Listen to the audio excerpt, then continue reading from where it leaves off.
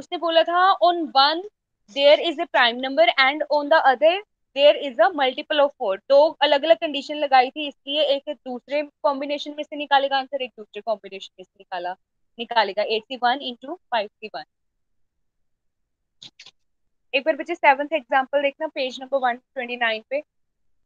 जो क्वेश्चन अगर लग रहा है आपको हो सकते हैं तो फिर हम आगे आगे चलें। एग्जाम्पल नंबर 7 में क्या है, find the probability that in a group of two people both will have the same birthday.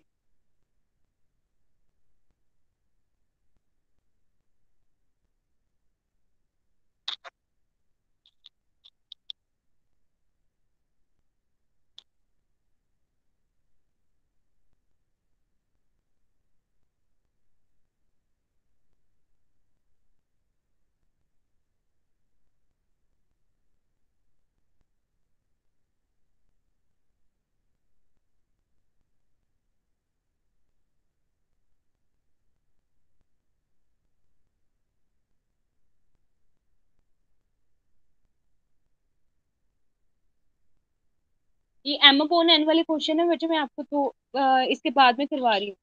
ये एक पीछे भी है आपका सेकंड क्वेश्चन है एम अपॉन एन वाला, या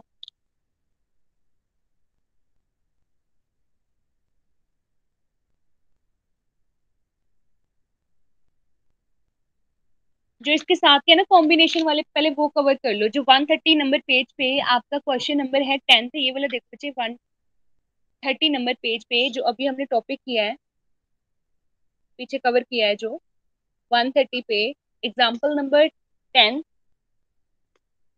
अभी लास्ट पे किया था ना discuss lecture. Yes ma'am, question है कॉम्बिनेशन का। Student a committee consists of 9 students, two of which are from first year, three from second year and four from third year। Total 9 बच्चे हैं हमारे पास। कितने, दो फर्स्ट ईयर से ले रहे हैं हमारे, 3 बच्चे ले रहे हैं वो आपके सेकंड ईयर से, एंड 4 बच्चे वो ले रहे हैं थर्ड ईयर से। करना क्या है, दो students are to be removed at random. What is the chance that the 3 students belong to the different classes. पहला केस, 3 बच्चे हमने रिमूव करने हैं उस ग्रुप में से। कैसे करने हैं, एक फर्स्ट ईयर में से, एक सेकंड ईयर में से और एक थर्ड ईयर में से, क्योंकि 3 हमारे पास अलग अलग क्लासेस हैं। तो तीनों के हमारे अलग अलग कॉम्बिनेशन बनेंगे। यहाँ पे सबसे पहले इसका जो सोल्यूशन निकाल रहा है, क्या बोलता है, total number of given students कितने हमारे पास, 9। 2 + 3 + 4 दैट इज इक्वल टू 9। आगे नंबर ऑफ स्टूडेंट्स, जो टोटल केसेस होते हैं ना, जो टोटल जैसे 2 डाइस थ्रो करते हो, जो ये टेबल सा बना था हमारे पास, उसी तरीके से पहले इसके टोटल नंबर ऑफ कॉम्बिनेशन देख लेंगे कितने बनते हैं।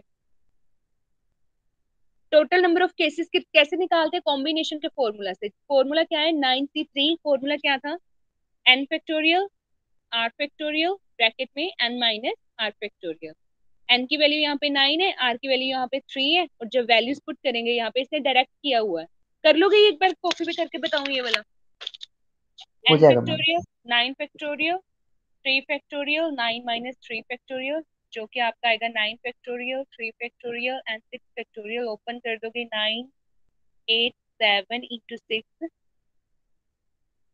और 6 फैक्टोरियल कैंसिल हो जाएंगे, और इनको कवर कर दोगे 3 इंटू 3 एंड यहाँ पे 4। और जब इनको सॉल्व करोगे 3 इंटू 4 इंटू 7 क्या आ जाएगा, 84 आ जाएगा ऊपर आपका। करना क्या है, एक एक स्टूडेंट तीनों ग्रुप से अलग अलग निकाल देना है। तो जो टोटल नंबर ऑफ फेवरेबल यहाँ पे केसेस बनेंगे, यहाँ पे देखो पहले क्लास में टोटल बच्चे कितने हैं आपके, 2 हैं, तो 2 में से एक निकाल दोगे 2C1 का कॉम्बिनेशन। फिर दूसरा, सेकंड क्लास जो सेकंड ईयर है उसमें से कितने बच्चे लिए थे, यहाँ पे 3 बच्चे लिए थे, तो 3 में से एक स्टूडेंट लेना है, तो कॉम्बिनेशन बनेगा 3C1। उसी तरीके से आपका फोर्थ क्लास जो, सॉरी थर्ड क्लास जो है, उसमें से कितने हमारे टोटल स्टूडेंट 4 है, और उसमें से हमने कितना स्टूडेंट निकालना है, एक निकालना है। यहाँ पे सी से मिस किया हुआ है, 4C1 आएगा। और जब इनका आंसर निकालोगे तो आंसर कितना आएगा आपका। और एक आपका ये प्लस पॉइंट है, कभी भी कॉम्बिनेशन में ऐसा आ जाए ना, NC1 करके, NC1 करके, तो उसका आंसर हमेशा आपको यहाँ फॉर्मूला लगाने की जरूरत नहीं पड़ती, वही एन आंसर आ जाता है। जैसे यहाँ पे अभी पढ़े हैं ना, 2C1 आंसर क्या आएगा 2, 3C1 उसका आंसर कितना आएगा 3। ये एक प्लस पॉइंट होता है, इसको दिमाग में रख सकते हो आप लोग। तो टोटल आंसर आएगा 24, और रिक्वायर्ड प्रोबेबिलिटी आपके आ जाएगी 24 डिवाइडेड बाय 84। उसी तरीके से एक बार सेकंड और थर्ड क्वेश्चन को चेक करो। सेकंड क्वेश्चन यस मैम, आपका देख रहा है। हूँ। हाँ, चेक करें।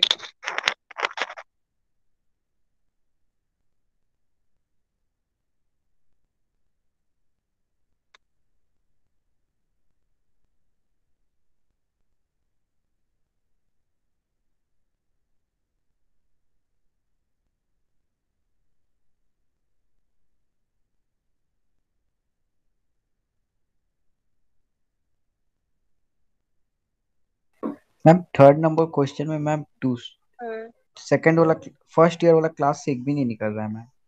थर्ड वाले में हाँ, थर्ड वाला में स्टूडेंट क्या कम बात होने के कारण है? क्या? The three belong to the same class.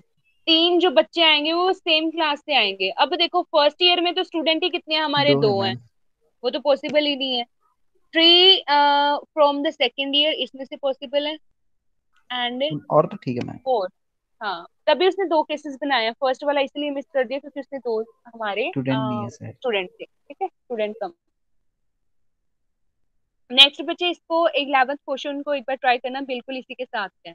अभी ये जो एक क्वेश्चन पड़ा है ना पीछे, एम अपॉन एन वाला, ये इसके साथ के आगे भी आएंगे क्वेश्चन, ये इकट्ठे कराती हूँ, सेम सेम वाले ही करवाती जा रही हूँ जो जो आते जाएंगे आप।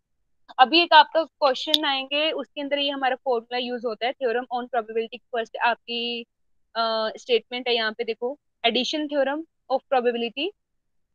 रिजल्ट आपने याद रखना है पेज नंबर 131 पे बच्चे, ये बिल्कुल लास्ट में। इफ ए और B are any two event, दो इवेंट अगर चल रहे हैं, subset of the sample space, आपका ये इस तरीके से सैंपल स्पेस बनता है पूरा टोटल। उसमें हम कुछ केसेस डिस्कस करते हैं, ऐसे ए और B event, A B C करके हमारे कुछ इवेंट चलते जाते हैं। फ्रॉम द क्लास सी, या आपको इसको नाम दे देते हो सैंपल स्पेस को C, of events and are not disjoint. दोबारा देखो, if A and B are two events from the class C of the event and are not disjoint, और अगर डिसजॉइंट ना हो, वो जो दोनों इवेंट चल रहे हैं, देन उस केस में आपका जो फॉर्मूला होता है, अगर आपने यूनियन निकालना हो, प्रोबेबिलिटी ए यूनियन बी क्या होता है, probability of A plus probability of B minus probability of A intersection B. आपने ये रिजल्ट अभी याद रखना है, आगे हम अभी क्वेश्चन इसके डिस्कस करेंगे तब आपको समझ आ जाएगी चीज।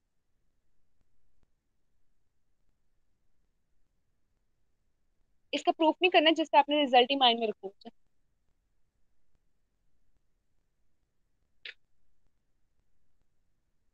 ये जो सारी थ्योरी इसकी 134 135 पेजेस पे इसके दे रखी है ना, ये सारा कुछ नहीं करना आपने। पहले इसका क्वेश्चन देख लेते हैं, जो अभी हमने थ्योरम अभी देखी है ना, उसका देख लेते हैं।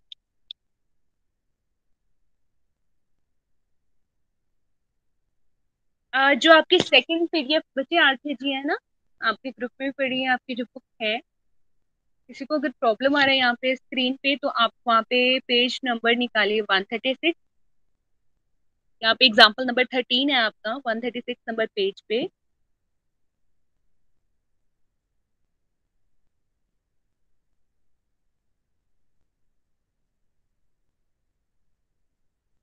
अच्छा, पहली बात ये ध्यान में रख लो, ये जो थ्योरम है ना, आपके एक से ज्यादा इवेंट जब आपके हो रहे होंगे, मतलब दो या दो से ज्यादा इवेंट जब आपके प्ले हो रहे होंगे, तब आपका ये थ्योरम लगती है, पहली बात।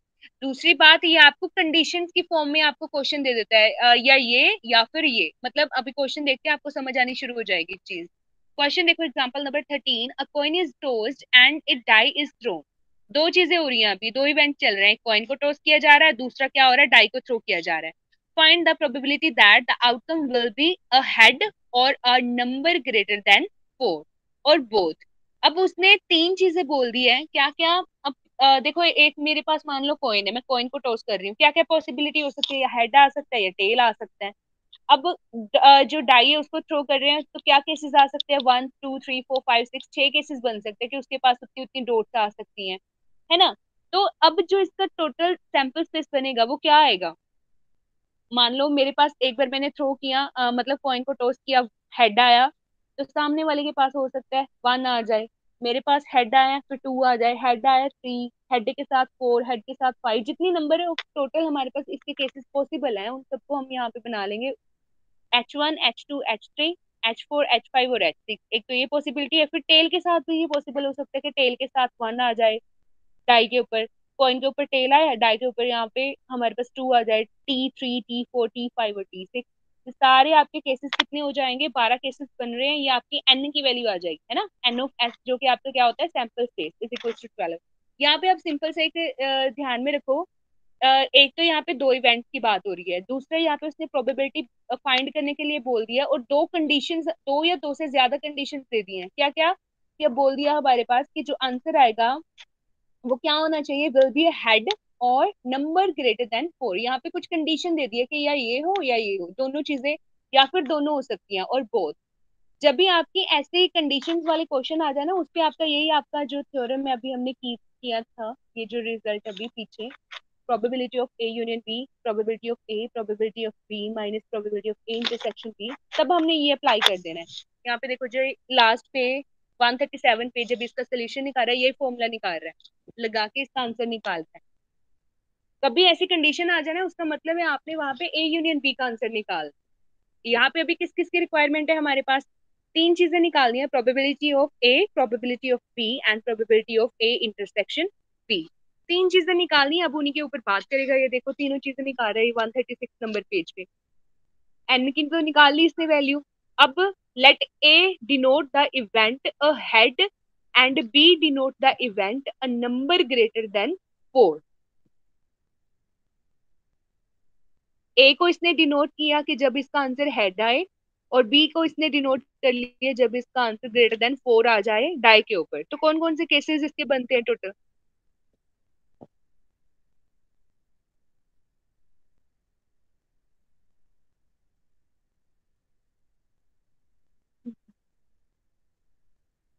एक सेकंड रुकना बच्चे।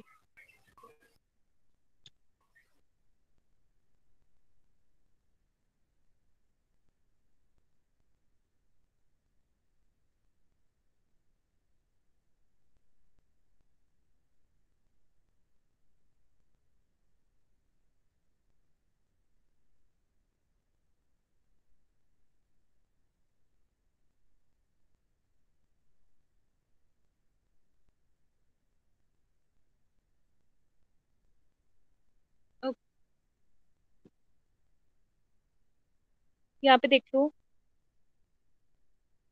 ए को उसने डिनोट किया कि जब आपका आंसर यहाँ पे हेड आ जाए, तो यहाँ पे हेड के साथ कौन कौन से केसेस थे सैंपल स्पेस में, सारे लिख देंगे। कितने केसेस हमारे, H1 H2 H3 H4 H5 और H6, टोटल कितने हैं, ये 6 हैं। तो एन ऑफ ए कितना आएगा, यानी कि इसकी जो ये वाला ए सेट बना है उसके कितने नंबर आ रहे हैं हमारे पास, यहाँ पे कितने एलिमेंट्स हैं, 6 है, तो इसका आंसर कितना आएगा, 6। अब जब इसकी प्रोबेबिलिटी निकालते तो आंसर कैसे निकालते हो, प्रोबेबिलिटी ऑफ अगर ए निकालनी है हमने, क्योंकि यहाँ पे फॉर्मूला के आगे हमें रिक्वायरमेंट है प्रोबेबिलिटी ऑफ ए की, तो यहाँ पे निकालने का फॉर्मूला क्या आएगा, नीचे total number of outcome sample space के कितनी है 12, वो पुट कर दोगे, और ए के कितने आए हैं हमारे पास टोटल केसेस यहाँ पे 6, तो इसका जो आंसर आएगा वो क्या आ जाएगा, प्रोबेबिलिटी ऑफ ए 1/2। इसकी तो वैल्यू हमें मिल गई 6/12 या 1/2।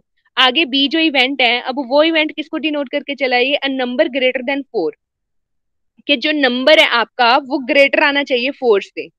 यहाँ पे देख लो H1 नहीं ले सकते क्योंकि यहाँ 1 छोटा है, 2 भी नहीं ले सकते, 3 भी नहीं ले सकते, ये H3 H4 भी नहीं ले सकते क्योंकि 4 से छोटा है। कौन सा ले सकते हो, H5 और H6, दो केसेस तो ये हो गए। आगे T1 नहीं ले सकते, T2 T3 T4, ये चार केसेस नहीं ले सकते क्योंकि 4 से छोटे हैं। दो केसेस और कौन से हमारे पास, T5 और T6, तो दो केसेस ये हो गए, दो केसेस ये हो गए, H5 H6 H6 T5 और T6। तो यहाँ पे कितने केसेस हैं आपके, 4, तो आपका यहाँ पे आंसर कितना आ जाएगा इसका, 4 divided by total number of sample space कितने 12, तो आंसर कितना आएगा आपका 4 डिवाइडेड बाय 12। तीसरी हमारे पास फॉर्मूला के अंदर रिक्वायरमेंट किसकी होती है, प्रोबेबिलिटी हमने फाइंड करनी होती है ए इंटरसेक्शन बी की। तो अब उसके लिए इंटरसेक्शन का मतलब अगर नहीं पता किसी बच्चे को, उसका मतलब होता है कॉमन, ए एंड बी के अंदर क्या क्या कॉमन है। अब ए की भी हमने निकाल के रख लिए जो आंसर्स हैं, और बी के भी निकाल के रख लिए हैं। अब आंसर्स देख लो कौन कौन से इसके अंदर सेम है, एक तो H5 सेम आ रहा है और एक H6 सेम आ रहा है, दो केसेस सेम आ रहा है, बाकी कुछ नहीं मिल रहा। तो टोटल इसके कितने आएंगे आंसर, 2। और जो इसका आंसर निकालोगे सेम उसी तरीके से, यही फॉर्मूला, ऊपर टोटल केसेस 2 और नीचे सैंपल स्पेस के आंसर कितने हैं 12। तो तीनों के आंसर आ गए हैं, उठा के यहाँ पे फॉर्मूला के अंदर पुट कर दो, probability of A, probability of B, probability of A intersection B का, तो आपका यहाँ पे टोटल आंसर मिल जाएगा 2/3। अब जैसे उसका नेक्स्ट क्वेश्चन एग्जांपल नंबर 14, एक बार देखो इस पे भी सेम क्वेश्चन यही चीज लगाई हुई है। क्वेश्चन देखो, एंड कंडीशन क्या है, और फॉर्मूला कैसे अप्लाई किया है, ये 137 नंबर पे पेज पे किया हुआ है इसने, एक बार चेक करो।